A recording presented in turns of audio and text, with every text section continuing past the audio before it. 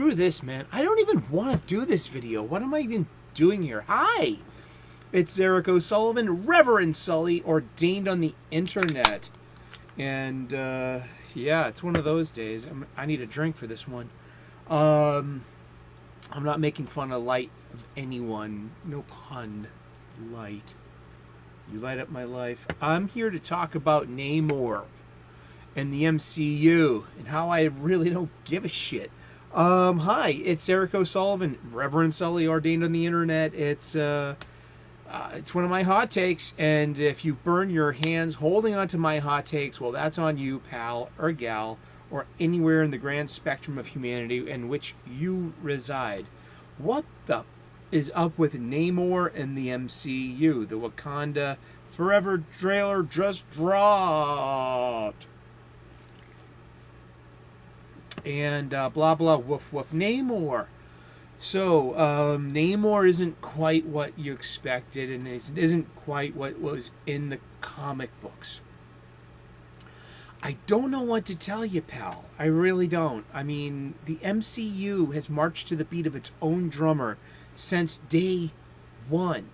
Since the end of 2008's Iron Man, starring Robert Downey Jr., directed by Jon Favreau. Right at the end when he said, "I am Iron Man," which was a great setup to the ultimate payoff at the end of Endgame. Hello. That was deviating from the source materials. Tony Stark held a secret identity for a very long time, basically lying to his Avengers co-workers and his teammates for years as well, because they knew who Tony Stark was, but nobody knew who Iron Man was. And that was a divergence right from the start. Okay, Jarvis was a human person, the butler, Tony Stark's personal butler at Avengers Mansion, kind of like Alfred in a way, you know. But Jarvis was a real person, not Paul Bettany's voice that ends up becoming Vision. You know, Ultron. Ultron was created by Hank Pym, not Tony Stark. Drax the Destroyer. That is not. Dave Bautista is not Drax the Destroyer. Not one bit. It goes on. It goes on and on. Even Tom Holland Spider-Man. I mean, a lot of that is off recipe. It still works. Who else? You could probably think of a few too, you know? Okay, so let's bring Shang Chi. Shang Chi was half Caucasian in the comic books. You know, and that respected Bruce Lee being an influence on Shang Chi in the 70s. Bruce Lee himself, was a quarter Dutch. His mom was half Dutch. His grandfather was a famous Dutch oil magnate in Hong Kong and married a beautiful Chinese girl and had Mrs.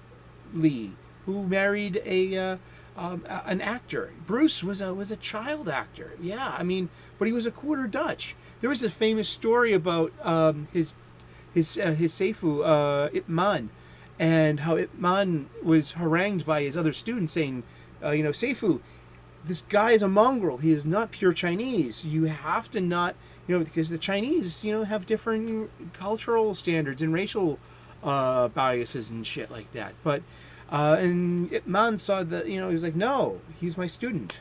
Wonderful, huh? And so, yeah, that's not even Shang-Chi. They took away Shang-Chi's Caucasianness for whatever reason. What else? I mean, seriously, there's so many divergences in the MCU. Let's come full circle to Namor, Prince of Atlantis. We don't even have Atlantis in this, apparently. And now we're being given that Namor has the trappings of a Mesoamerican heritage and hegemony of being Mesoamerican. And, geez, man, there's nothing wrong with that. And, I mean, listen, the MCU doesn't have the same affirmative action standards that you do. Seriously, they have to hold to a standard. They have to have, and I mean affirmative action I guess in the best way I can. I mean, you have the actor Tenok, saying if it wasn't for inclusion, I wouldn't be here. He's right, and is that what's pissing us off or pissing you off?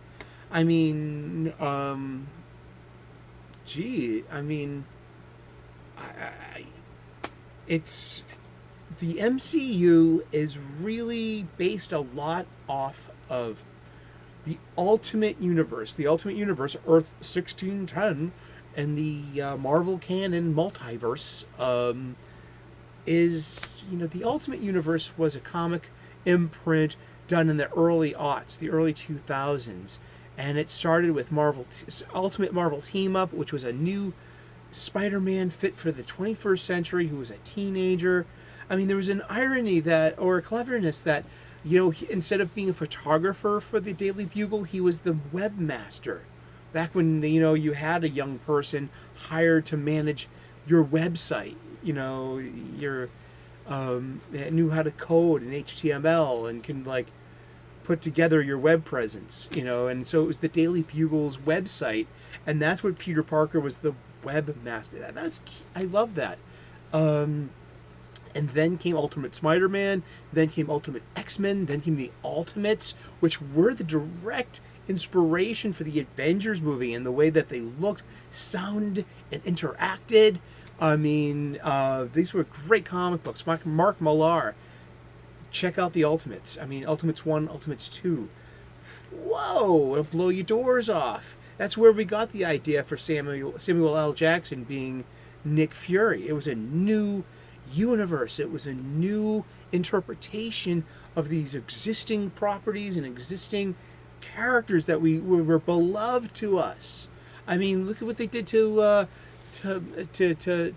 Natalia, Natasha Romanoff in the Ultimates. She was a bad guy. Yeah. And she was opposite of Hawkeye, Clint Barton. Come in the movie, though, we've made those two like a Murtaugh and Riggs or a Crockett and Tubbs. They're a team. They're partners. Two obvious enhanced humans among the super people. But okay, let's look at Namor for a second. So they changed him. So fucking what? Why the outrage? The MCU's always had been a little different, or a lot of different, than the book. It just ended up that way. It's adaptation. There are very few things that don't change between book and movie when it comes to adapting a screenplay. But gosh, the outrage. It's like the skin knee nation on both sides. I mean, geez, it's amazing. Can't we just accept, that this is how it's being served? No, apparently not. It has to. I mean, there's too much emphasis on respect, and I understand. I mean, I have no idea how to answer this question. All I know is I don't have the biggest problem with it. That Namor can be anyone they want to be, as long as he's intrinsically Namor. And that he eventually tries to woo Sue Storm. And there's a love triangle. A legit love triangle. With Sue, Reed, and Namor. But why not? I mean, why not have... Because I'm coming back to, we have Namor. Now, again, I can see it one way, too, because I hate it when Celtic, Scottish, Irish, especially redhead characters are race swapped. Because, redhead... I have my own video that I'll put in the corner here about race swapping redheads. It's problematic. You don't know... You probably don't even know. I just know a lot of history. And I'm Irish. I'm a second-generation Irish-American. I'm a Yank, yes. But culturally and genetically, I'm Irish. And that's how I was raised. So, Namor Mackenzie. Okay, he's half human, half Atlantean. His dad was Captain Mackenzie. Mackenzie's a Scottish name.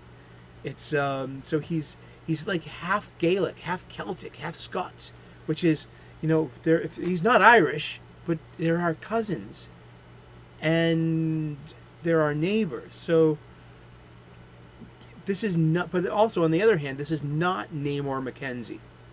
Mackenzie is Namor's proper last name. Did you know that Namor has a last name? It's Mackenzie, and his dad, Captain Mackenzie, fell in love with an Atlantean princess or something like that, and they made love and had a baby, and that baby was Namor, and the Prince of Atlantis, the King of Atlantis, and Namor always had this kind of earned ambivalence thing. He had to spend half of his time on dry land and half of his time undersea, or he'd go crazy. When Namor would go a little loco, it would no pun, sorry, but it would be that he's been in out of one of his elements for too long, being half human, half Atlantean. He needed to sate and have to literally live in either dry land half the time and underwater the other half the time. And if there was any imbalance, he would start to go power crazy or moody, or Namor's a really interesting character. I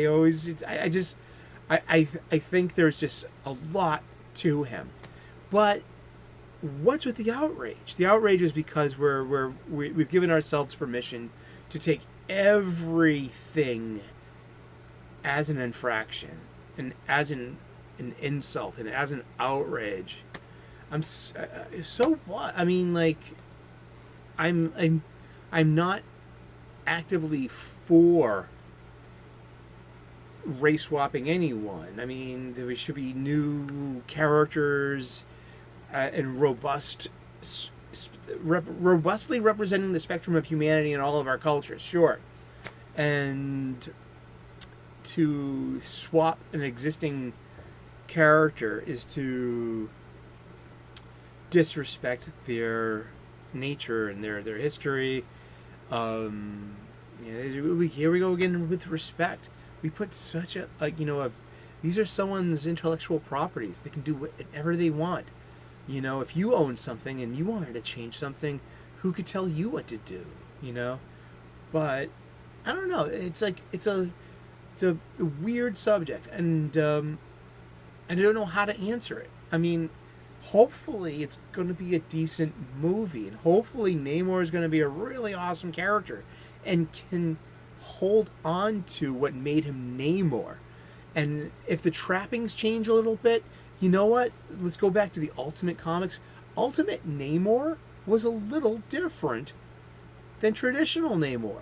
He was found in a sarcophagus, and he was like a time traveler. He was a man at a time, and here he is, awakened after all thousands of years, and Atlantis is gone, and but still, he's powerful, he's aquatic, he's athletic, and he's in love with Sue Storm. And so yeah, I mean, let's see how this plays out, I guess. But what's with all the outrage? It's because you want to be outraged by something. Every deviation, every change is now cause for umbrage and lashing out. I mean, fuck that. I'm sorry. I mean, jeez. And this is the MCU has never been true to the comics. It's not since 2008, not since Iron Man 1, not since I Am Iron Man. No, it hasn't. And so if we're going to respect things, we have to respect that. And we should respect that the MCU is as its own thing, man. It really is. And that's all I get to say for today on Namor and the MCU and his race swap. You can't race swap someone who's an imaginary race, but he was half Scottish. I mean, I'll give you that much. I mean, but this is not Namor Mackenzie. That's not Drax the Destroyer. That's not, Peter Parker, nephew of Uncle Ben. That's nothing that, I mean, these are not the same characters. They're not. They're just interpretations, variations on the theme. And just, and you didn't, I mean, it doesn't have to be perfect to the comic. It doesn't. And that's all I got to say for this. Thank you for hanging on as long as you have. We talked about Namor in the MCU and his changes. And I mean, Tenoch looks great. He really does.